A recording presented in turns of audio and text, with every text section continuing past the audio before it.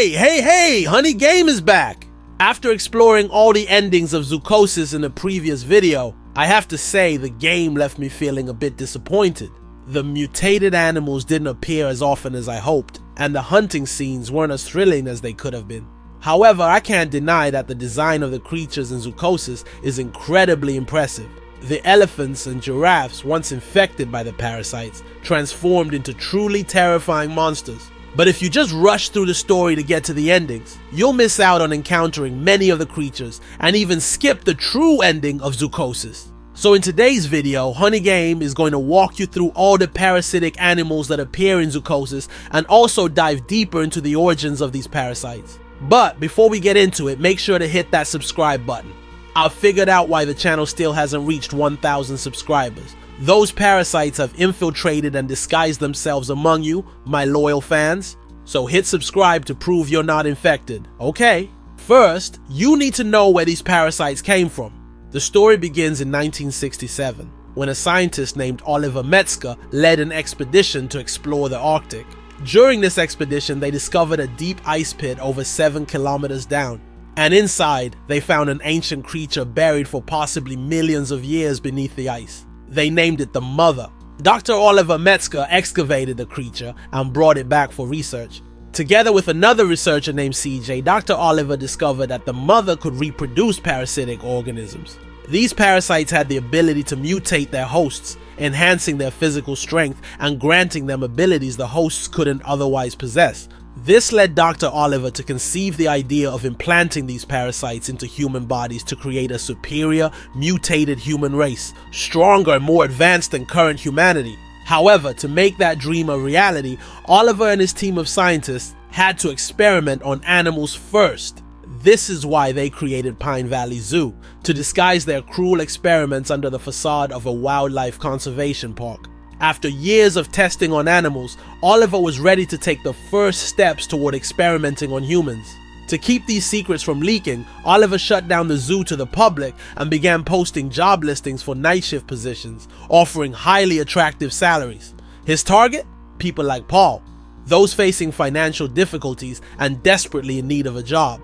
Before the protagonist of ZOOCHOSIS arrived to take the job, many others had come before him. None of them survived the first night.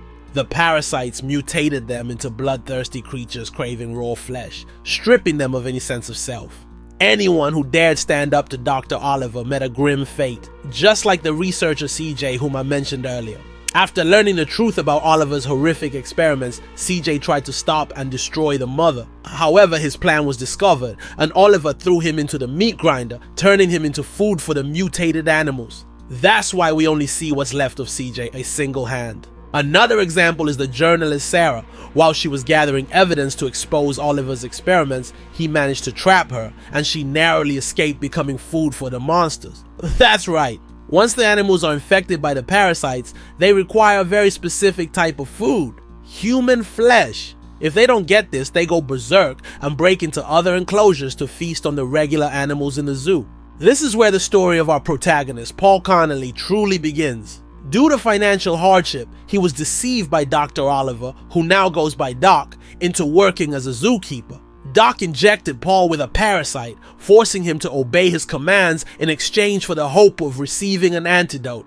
Gradually, Paul uncovered the dark secrets of the zoo, the horrific experiments, and the Mother. Whether Paul survives or becomes food for the monsters depends on your decisions throughout the game. So if you missed it, make sure to check out my previous videos on HoniGAME. Now let's go visit some of the infected creatures. First up is the gorilla.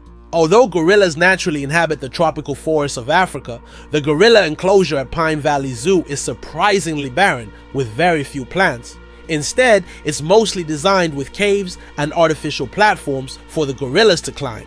4 gorillas live here. Their diet consists of 1 kilogram of leaves and 2.5 kilograms of fruits and vegetables per feeding. In addition to this diet, the zoo monitors a few biochemical markers by analyzing the feces the gorillas produce. Other tests, such as blood work, vocalization analysis, and body temperature checks, are also conducted to detect any illnesses like infections or fevers. This allows the zoo to prepare appropriate treatments for them. It's all pretty much in line with standard zoo practices in real life. However, no zoo is equipped to handle parasitic monsters. One of the 4 gorillas mutates, with its head stretching all the way down to its back, forming a massive mouth. The gorilla also sprouts multiple eyes, making it resemble a giant spider. Its movement speed isn't particularly fast, so you can easily deal with it by shooting 3 darts loaded with poison. Once hit, the gorilla will slowly collapse and the parasite will try to escape through its mouth, but the poison will have already seeped into its body, killing it after a brief struggle. The giraffe enclosure is the first area you explore in ZOOCHOSIS. At this point, the protagonist, Paul, is still being guided by Oliver on how to care for and collect samples from the animals, including the 3 giraffes. You have to prepare their meal, which consists of 3.5 kilograms of leaves and 1.5 kilograms of vegetables. These giraffes are quite friendly and curious. As soon as you enter the enclosure, all 3 giraffes eagerly surround you, anticipating their feeding time.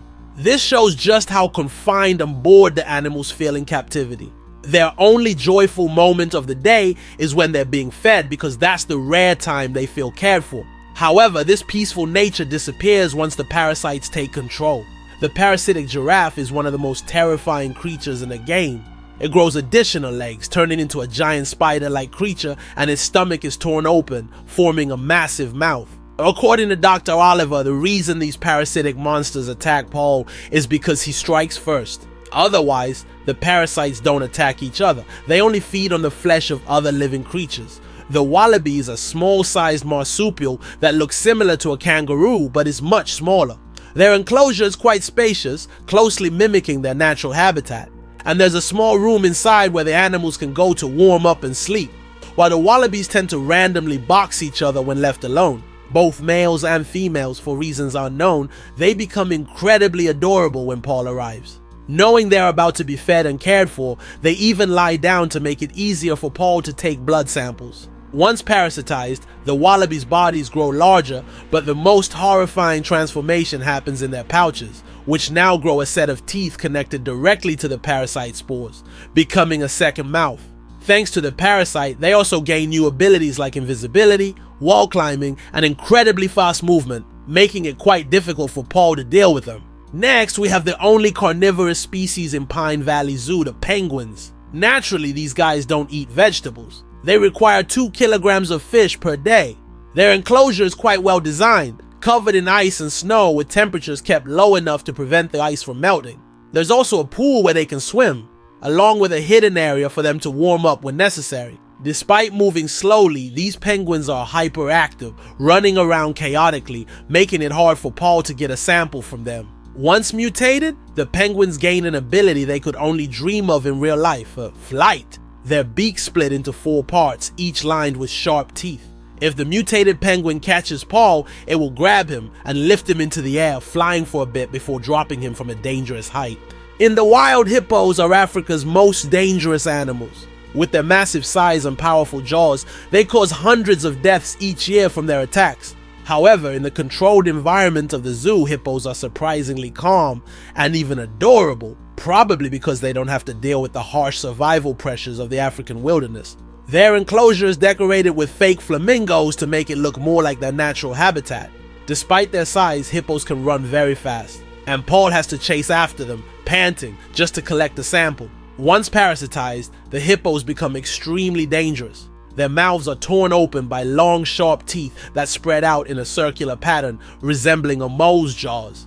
Thanks to this mutation, the hippos now gain the ability to dig underground and can pop up from anywhere beneath Paul's feet. Moose are native to North America and can stand over 2 meters tall when fully upright. Because of their massive size, their enclosure is much larger than that of other animals. Inside, various coniferous trees are planted, similar to those found in temperate forests. However, despite their size, their diet is surprisingly small, just 2 kilograms of leaves and 1 kilogram of vegetables. When frightened, moose can run extremely fast, making it nearly impossible to catch them. To collect samples, Paul has to tranquilize them so they can calm down. The parasite doesn't change the moose's appearance too drastically, except for its head splitting into a larger mouth that extends down its back. It also gains the ability to hypnotize and control the minds of other moose, making it easier for the parasite to consume them.